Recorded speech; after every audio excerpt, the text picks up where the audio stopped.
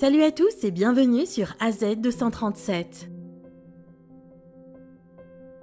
En général, les chauffeurs de taxi ont des histoires intéressantes parce que chaque jour, ils rencontrent des gens et vous pouvez vous attendre à tout de leur part. Un jeudi soir, il était presque minuit lorsqu'un chauffeur de taxi reçut une dernière course prise à une pharmacie. Le coût du voyage était de 105 roubles, environ 1,50 $. Cette histoire racontée par le chauffeur s'est déroulée en Russie. Regardons la vidéo. Avant de commencer, voici la question du jour. Mon premier ouvre les portes. Mon deuxième est vital. Mon troisième garde les troupeaux. Mon tout est un grand personnage historique. Qui suis-je? Donnez-nous votre réponse dans les commentaires.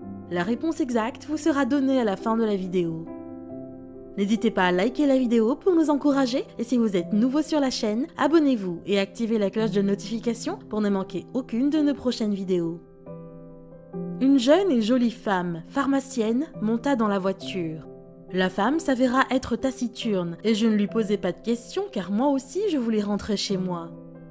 Lorsque nous sommes arrivés à la destination, la femme me donna un billet de 5000 roubles. C'est environ 75 $.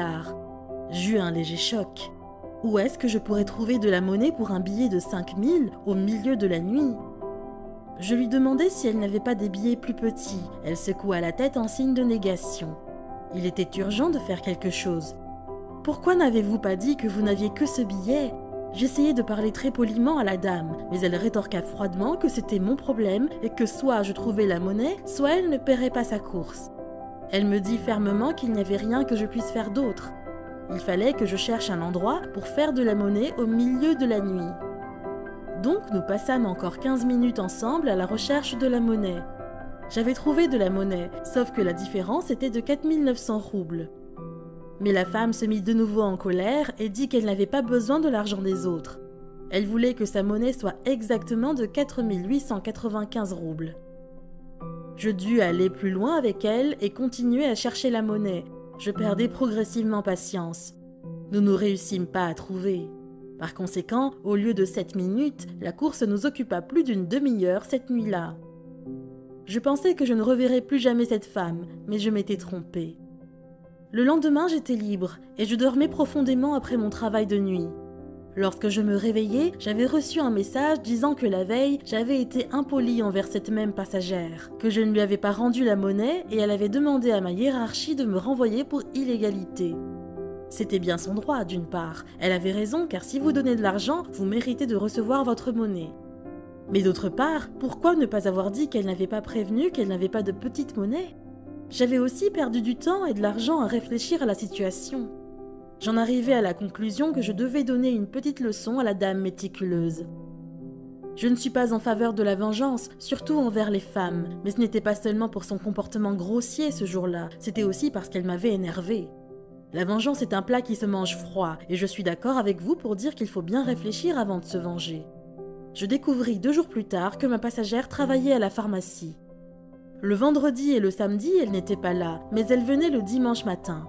J'allais acheter de la vitamine C à la pharmacie pour 12 roubles et 73 gopika, soit environ 19 cents, et je payais avec un billet de 5000 roubles, ce qui représentait environ 75 $. Elle s'indigna pendant longtemps, mais elle me rendit quand même la monnaie exacte. Je n'en étais pas restée là, car je voulais vraiment qu'elle ressente ce que moi j'avais ressenti dans mon taxi ce soir-là. Alors je suis revenue le lendemain acheter à nouveau de la vitamine C, cette fois avec un billet de 1000 roubles, c'est environ 15 $. La femme ne s'attendait pas à une telle action de ma part, elle était très en colère contre moi. Cela provoqua un scandale et à la fin, elle refusa de me servir. Et comme un homme honnête, j'appelai son patron et décrivis la situation. Son patron lui intima l'ordre de me trouver la monnaie. La morale de cette histoire est que tout ce que nous faisons nous revient comme un boomerang et nous ne devrions pas être pointilleux dans certaines situations, mais plutôt gentils et plus humains. Quelle est votre opinion au sujet de cette histoire? Dites-le nous dans les commentaires. Et maintenant la réponse à la question du jour. Cléopâtre. Clé-o-pâtre. Bravo à tous ceux qui ont trouvé la bonne réponse. Nous voici arrivés au terme de cette vidéo. Merci de l'avoir regardée jusqu'à la fin.